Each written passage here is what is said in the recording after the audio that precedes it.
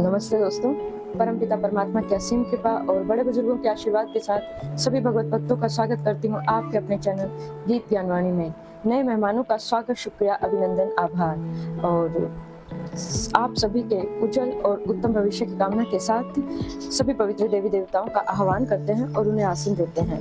ओम श्री तुलसीदासाय नमः, ओम वाल्मीकिकाय नमः, ओम गौरीपतये नमः, ओम श्री सपत्निकाय लक्ष्मणाय नमः, ओम श्री सपत्निकाय शत्रुघ्नाय नमः, ओम श्री सपत्निकाय भरताय नमः, ओम श्री हनुमते नमः। इन्हें आसन देते हैं। श्री गुरु चरण सरोज रज निजमन मुकुर सुधारी, वर्णम रघुवर विमल जसु जो दायकु फलचारी। बुद्धिहीन तनु जानिके सुमिरो पवन कुमार, बल बुद्धि विद्या देहु मोहि हरहु कलेश विकार। रामायण तुलसी करत है कथा कहूँ अनुसार, आसन देहु प्रेम से विराजो जी पवन कुमार। लखन सिया रामचंद्र की जय, लखन सिया रामचंद्र की जय। मंथरा और केकई की वार्तालाप हो रही है और उसमें मंथरा पूरी कोशिश कर रही है कि केकई को कैसे भी करके भरत के राज तिलक के लिए तैयार किया जाए। प्रमुदित पूर्ण नर नारी सब सजहि सुमंगल चार, एक प्रविशहि एक निर्गमहि भीर भूप दरबार। बड़े ही आनंदित होकर नगर के सब स्त्री पुरुष शुभ मंगलाचार के साथ सज रहे हैं। कोई भीतर जाता है, कोई बाहर निकलता है। राजद्वार में बड़ी भीड़ हो रही है। बाल सखा सुनी ही हर्षाही, मिली 10-5 राम पही जाही। प्रभु आदरही प्रेम पहचानी, पूछहि कुशल खे मृदु बानी। श्री रामचंद्र जी के बाल सखा राज तिलक का समाचार सुनकर हृदय में हर्षित होते हैं। वो 10-5 मिलकर श्री रामचंद्र जी के पास जाते हैं। प्रेम पहचान कर प्रभु श्री रामचंद्र जी उनका आदर करते हैं और कोमल वाणी से उनके कुशल मंगल पूछते हैं। फिरहि भवन प्रिय आय सुपाही, करत परस्पर राम बड़ाही। को रघुवीर सरे संसारा, सीलु सनेहु निबाह निहारा। अपने प्रिय सखा श्री रामचंद्र जी की आज्ञा पाकर वे आपस में ही एक दूसरे से श्री रामचंद्र जी की बड़ाई करते हुए धड़ लौटते हैं और कहते हैं, संसार में श्री रघुनाथ जी के समान शील और स्नेह को निबाह करने वाला और कोई नहीं है। जेहि जोनि करम बस ब्रह्म ही, तह तह ईसु देव यह हम ही। सेवक हम स्वामी से ना हो नाथ यह और निबाहु। भगवान हमें यही दे कि हम अपने कर्मवश भ्रमते हुए जिस जिस योनि में जन्मे, वहाँ उस योनि में हम उनके सेवक हों और सीतापति श्री रामचंद्र जी हमारे स्वामी हों और यह नाता अत्यंत दूर तक निभ जाए। अस अभिलाषु नगर सब काहू, के कई सुता हृदय अति दाहू। को न कुसंगति पाई न साही, रही न नीच मते चतुराई। नगर में सबकी ऐसी ही अभिलाषा है, परंतु केकई के हृदय में बड़ी जलन हो रही है। कुसंगति पाकर को नष्ट नहीं होता। नीच के मत के अनुसार चलने से चतुराई नहीं रह जाती। सांत समय सानंद नृपु गयो के कई गे, गवन निठुरता निकट किए जनु धरी देह स्नेह।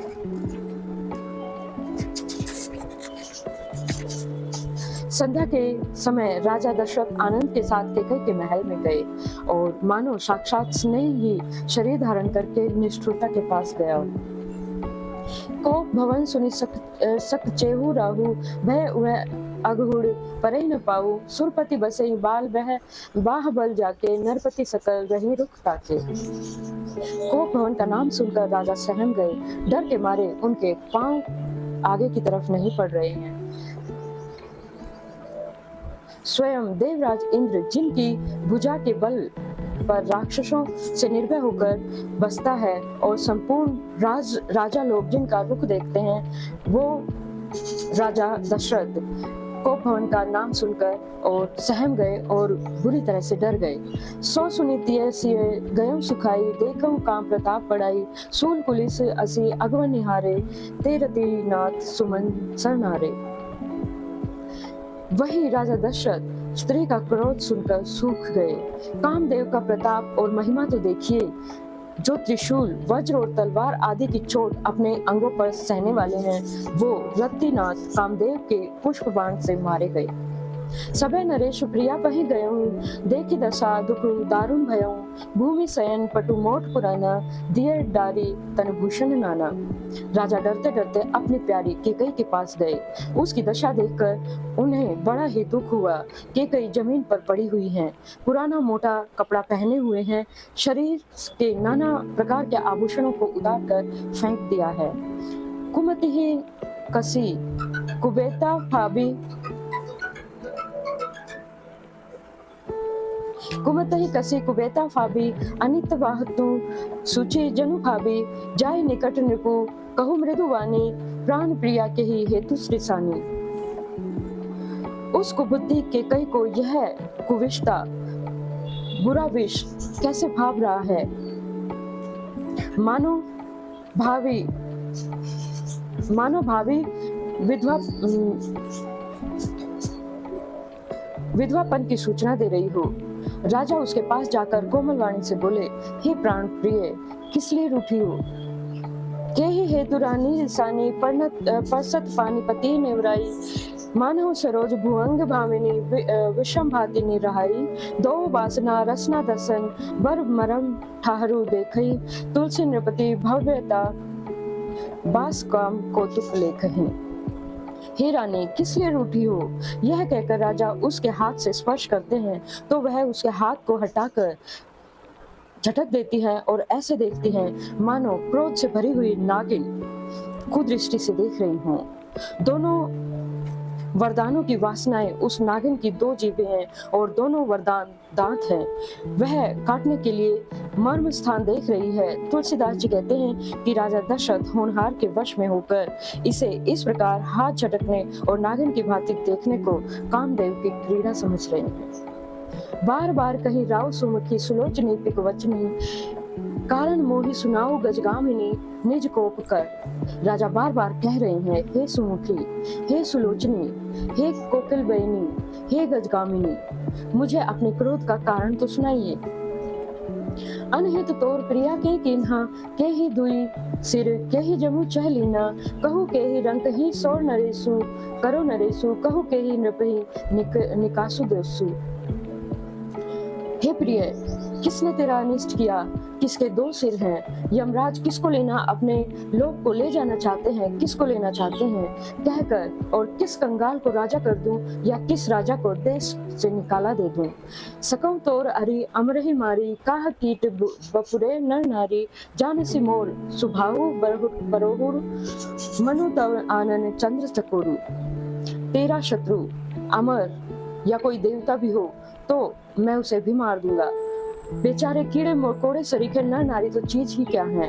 हे सुंदरी, तू तो मेरा स्वभाव जानती ही है। मेरा मन सदा तेरे चंद्रमुखी चंद्रमा का चकोर रहा है। प्रिया प्राण सुत सर्वसु मोरे, परिजन प्रजा सकल बस तोरे, जो कछु कहो कपटू करि तो ही, भामिनी राम सपथ सत्य मोहे। हे प्रिय, मेरी प्रजा, कुटुंबी, सर्वस्व संपत्ति, प्रिय यहाँ तक कि मेरे प्राण भी, ये सब तेरे यश के अधीन हैं। यदि मैं तुझसे कुछ कपट करके कहता हूँ तो हे भामिनी, मुझे 100 बार राम की सौगंध है। बिहसी मागु मन भावती बाता, भूषण सजहि मनोहर गाता, घरी कुगरी समझीजिए देखूं, बेगी प्रिया परिहरी कुबेसू।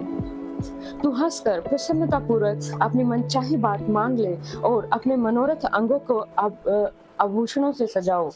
मौके बेमौके को तो मेरा मन मौका बेमौका तो मन में विचार कर देख। हे प्रिय, जल्दी इसे अर्थात बुरे वेश को त्याग दो। यह सुनी मन गुथी सपथ बड़ी, बिहसी उठी मति मंद, भूषण सजी विलोक की मृगु, मनहु किरातिनी फंद। यह सुनकर और मन में राम जी की बड़ी सौगंध को विचार कर मंद बुद्धि के कई हंसती हुई उठी और गहने पहनने लगी, मानो कोई भीलनी मृग को देखकर फंदा तैयार कर रही हो। पुनि कह राव सुहृदय जिय जानी, प्रेम पुल की मृदु मंजुल वानी, भामिनी भयउ तोर मन भावा, घर घर नगर आनंद बधावा। अपने जी में केकई की को सुहृद जानकर राजा दशरथ जी प्रेम से पुलकित होकर कोमल और सुंदर वाणी से फिर से बोले, हे भामिनी, तेरा मन चिता हो गया नगर में घर घर में आनंद के बधावे बज रहे हैं। राम ही देव काली जुब राजू सजई सुलोचनी मंगल साजू दल की उठेरू सुने हृदय कठोरू जनु छुई गयो पाक बर तोरू। मैं कल ही राम को युवराज का पद दे रहा हूँ, इसलिए हे सुनैनी तू मंगल साथ सजा। यह सुनते ही उसका कठोर हृदय दलक उठा अर्थात फटने लगा, मानो पका हुआ बाल तोड़ अर्थात फोड़ा छू गया हो। ऐसा ही पीर बिहसी तेहि गोई चोर नारी जिमी प्रगति न रोई लखई न भूप कपट चतुराई कोटि कुटिल मने गुरु पढ़ाई। ऐसी भारी पीड़ा को भी उसने हंसकर छिपा लिया और जैसे कि चोर की स्त्री प्रकट होकर नहीं रोती जिसमें उसका भेद न खुल जाए, राजा उसकी कपट चतुराई को देख नहीं रहा है अर्थात समझ नहीं पा रहे हैं, क्योंकि वह करोड़ों कुटिलों की शिरोमणि गुरु मंत्रा की पढ़ाई हुई है। जद्यपि नीति निपुण नर ना हो नारी चरित जल निधि अवगाहु कपट सुनेहु बाड़ी बहोरी बोली बिहसी नयन मुह मोरी। यद्यपि राजा नीति में निपुण है परंतु त्रिया चरित्र अथाह समुद्र है। फिर वह कपट युक्त प्रेम बढ़ाकर अर्थात उसके ऊपर प्रेम दिखाकर नेत्र और मुंह मोड़कर हंसती हुई बोली, मागु मागु मैं कहूँ पिए कबहु न देऊ न लेहूं देन कहूँ वरदान दुए तेऊ पावत संदेहु। हे प्रियतम, आप मांग तो कहा करते हैं पर देते लेते कुछ भी नहीं है। आपने 2 वरदान देने के लिए कहा था, उनके भी मिलने में संदेह है। जाने मरमु राव हस कही तुम्हें कोहाव परम प्रिय अहि थाते राखई न मागी हुकाऊ बिसरी गयऊ मोहि भोर बोयाहू। राजा ने हंसकर कहा कि अब मैं तुम्हारा मतलब समझा। मान करना तुम्हें परम प्रिय है, तुमने उन वरों की धरोहर रखकर फिर कभी नहीं मांगा और मेरा भूलने का स्वभाव होने के कारण मुझे भी वह प्रसंग याद नहीं रहा। झूठे हमें 200 जन देहू दुई के चारी माही मुख लेहू रघुकुल रीति सदा चली आए प्राण जाओ पर वचन न जाए। मुझे झूठ मूठ दोष मत दो, चाहे 2 के बदले 4 वर मांग लो। रघुकुल में सदा से यही रीति चली आई है कि प्राण भले ही चले जाएं पर वचन नहीं जाता। नहीं असत्य संपातक पुंजा गिरि सम होय की कोटिक गुंजा सत्य मूल सब सुकृत सुहाए वेद पुराण विदित मनु गाए। असत्य के समान पापों का समूह भी नहीं है। क्या करोड़ों घुंघचियां मिलकर भी कहीं पहाड़ के समान हो सकती हैं? सत्य ही समस्त उत्तम सुकृत्यों का अर्थात पुण्यों की जड़ है। यह बात वेद पुराणों में प्रसिद्ध है और मुनि जन ने भी यही कहा है। ते पर राम शपथ कर आई सुकृत स्नेह अवधि रघुराई बात दृढ़ाई कुमति हंसी बोली कुमत कुबिहग कुलह जनु खोली। उस पर मेरे द्वारा श्री रामचंद्र जी की शपथ करने में आ गई अर्थात मुंह से निकल पड़ी है। श्री रघुनाथ जी मेरे सुकृत अर्थात पुण्य और स्नेह की सीमा है। इस प्रकार बात पक्की करा के दुर्बुद्धि के कई हंस कर बोली, मानो उसने कुमत रूपी दुष्ट अर्थात बुरे विचार पक्षी को छोड़ने के लिए उसकी कुल्हाड़ी अर्थात आंखों पर ही टोपी खोल दी। भूप मनोरथ सुबह बनु सुख सुबिहंग समाजु भिलनी जिमी छाड़न चही वचनो भयंकर बाजू। राजा का मनोरथ सुंदर वन है, सुख सुंदर पक्षियों के समुदाय है, उस पर भीलने की तरह के कई अपना वचन रूपी भयंकर बाज छोड़ना चाहती हैं। मास पारायण 13वां विश्राम। सुनो प्राण प्रिय भावती जी का देहु एक वर भरत ही टीका मांगो दूसर वर कर जोरी पूर्वहु नाथ मनोरथ मोरी। वह बोली, हे प्राण प्रिय सुनिए, मेरे मन को भाने वाला एक वर तो दीजिए, भरत को राज तिलक, और हे नाथ दूसरा वर भी मैं हाथ जोड़कर मांगती हूँ, मेरा मनोरथ पूरा कीजिए। तापस वेश विशेषित उदासी 14 बारिश राम वनवासी सुनि मृदु वचन भूप ही सोकु शशि कर छुअत विकल जिमि कोकु। तपस्वियों के वेश में विशेष उदासीन भाव से राजा और कुटुंब आदि की ओर से भली भांति उदासीन होकर विरक्त मुनियों की भांति राम को 14 वर्ष तक वन में निवास करे केकई के कोमल विनय पूर्वक वचन सुनकर राजा के हृदय में ऐसा शोक हुआ जैसे चंद्रमा की किरण के स्पर्श से चकवा विकल हो गया हो।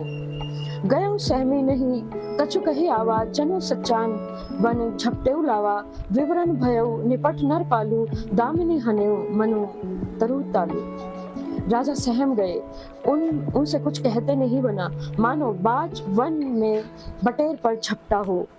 राजा का रंग बिल्कुल से उड़ गया, मानो ताड़ के पेड़ को बिजली ने मारा हो, अर्थात जैसे ताड़ के पेड़ पर बिजली गिर जाने से वह झुलस कर बदरंग हो गई हो। और वही हाल राजा का भी हुआ है। माथे हाथ मुदी दो लोचन तनु धरी सोचू लाग जनु सोचन मोर मनोरथ सुर तरु फूला फरत करनी जिमी हतेव समूला। माथे पर हाथ रखकर दोनों नेत्र बंद करके राजा ऐसे सोच करने लगे मानो साक्षात सोच ही शरीर धारण करके सोच कर रहा है। वे सोचते हैं कि हाय मेरा मनोरथ रूपी कल्प वृक्ष फूल चुका था, परंतु फलते समय केकई ने हथिनी के तरह उसे जड़ समेत उखाड़ कर नष्ट कर डाला। अवध उजारी की नहीं केकई तिन्ही सी अचल विपत्ति ने अयोध्या को उजाड़ कर रख दिया और विपत्ति की अचल नींव डाल दी। कवने अवसर का भयउ गयउ नारी विश्वास जोग सिद्धि फल समय जिमी जाते ही अविद्या नाश। किस अवसर पर क्या हो गया, स्त्री का विश्वास करके मैं वैसे ही मारा गया जैसे योग की सिद्धि रूपी फल मिलने के समय योगी को अविद्या नष्ट कर देती है। एहि विधि राव मन ही मन साखा देख कुभादि कुमति मन माखा भरतु की राउर पूत न होही आने हूँ मोल बेसाही की मोही। इस प्रकार राजा मन ही मन खींच रहे हैं, चीख रहे हैं। राजा का ऐसा बुरा हाल देखकर दुर्बुद्धि के कई मन में पूरी तरह से क्रोधित हुई और बोली, क्या भरत आपके पुत्र नहीं हैं? क्या मुझे आप दाम देकर खरीद कर लाए हैं? क्या मैं आपकी विवाहित पत्नी नहीं हूँ? जो सुनी सरु असलाग तुम्हारे काहे न बोलूं वचन संभारे देहु उतरुहनु करे कि नाही सत्य संद तुम्हें रघुकुल माही। जो मेरा वचन सुनते ही आपको बाण सा लग गया तो आप सोच समझकर बात क्यों नहीं कहते? उत्तर दीजिए, हाँ कीजिए, नहीं तो ना ही कर दीजिए। आप रघुवंश में सत्य प्रतिज्ञा देने के लिए प्रसिद्ध हैं। देन कहूँ अब जनि वरु देहु तछऊ सत्य जग अपजस लेहु सत्य सराहे कहूँ वरु देना जाने हु ले मागी चबिना। आपने ही वर देने के लिए कहा था, अब भले ही ना दीजिए। सत्य को छोड़ दीजिए और जगत में अपयश को लीजिए। सत्य की बड़ी सराहना करके वर देने को कहा था, समझा था कि यह चबेना ही मांगेगी। सिबी दधीचि बलि जो कछु भाषा तनु धनु तजेउ वचन पनु राखा अति कटु वचन कहीं के कई मानहु लोन जरे पर देही। राजा शिवी दधीचि और बलि ने जो कुछ कहा, शरीर और धन मांग त्याग कर भी उन्होंने अपने वचन की प्रतिज्ञा को निभाया। केकई बहुत ही कड़वे वचन कह रही हैं, मानो जले पर नमक छिड़क रही हैं। धर्म धुरंधर धीर धरी नयन उघारे राय सिर धुनी लीने उसास असी मारे से मोहित उठाए। धर्म की धुरी को धारण करने वाले राजा दशरथ ने धीरज धरकर नेत्र खोले और सिर धुनकर लंबी सांस लेकर इस प्रकार से कहा कि इसने मुझे बड़े कठोर मारा, अर्थात ऐसी कठिन परिस्थिति उत्पन्न कर दी है कि जिससे बच निकलना कठिन ही है। आगे देखी जरत रिस भारी मनहु रोष तरवारी उघारी मोटी कुबुद्धि धार निठुराई धरी कुबरी सान समाई। प्रचंड क्रोध से जलती हुई केकई सामने इस प्रकार दिखाई पड़ी मानो क्रोध रूपी तलवार संगी म्यान से बाहर खड़ी हो। कुबुद्धि उस तलवार की मूठ है, अर्थात निष्ठुरता धार है, और वह कुबरी मंत्रा रूपी सान पर धरकर तेज हुई है। लखी महीप कराल कठोरा सत्य की जीवन ले मोरा बोले राउर कठिन कर छाती बानी सविनय तासु सोहाती। राजा ने देखा कि यह तलवार बड़ी ही भयानक और कठोर है और सोचा, क्या सत्य सत्य ही यह मेरा जीवन लेगी। राजा अपनी छाती कड़ी करके बहुत ही नम्रता के साथ केकई को प्रिय लगने वाली वाणी से बोले। और आज की कथा को यहीं विश्राम देते हैं और सभी देवी देवताओं का यथास्थान जाने का आग्रह करते हैं। कथा विश्राम होत है, सुनो वीर हनुमान, जो जन जहाँ से आएंगे तहाँ करो खान। एक घड़ी आधी में पुण्यास, तुलसी संगत साधु की हरम कोटि अपराध। राम लखन से अजान की सदा करो कल्याण। श्रोता सब आसन गए, शंभु गए कैलाश। अपने अपने धाम को विदा हो थरुसार, कहूँ दंडवत प्रभु शने, विनय करूँ कर जोर। लखन सिया रामचंद्र की जय, लखन सिया रामचंद्र की जय। और सभी भगवत भक्तों को होली और धुलेंडी की शुभकामनाओं के साथ जय सिया राम, जय हनुमान, जय घनश्याम, जय माता रानी, जय गुरुदेव, जय महादेव।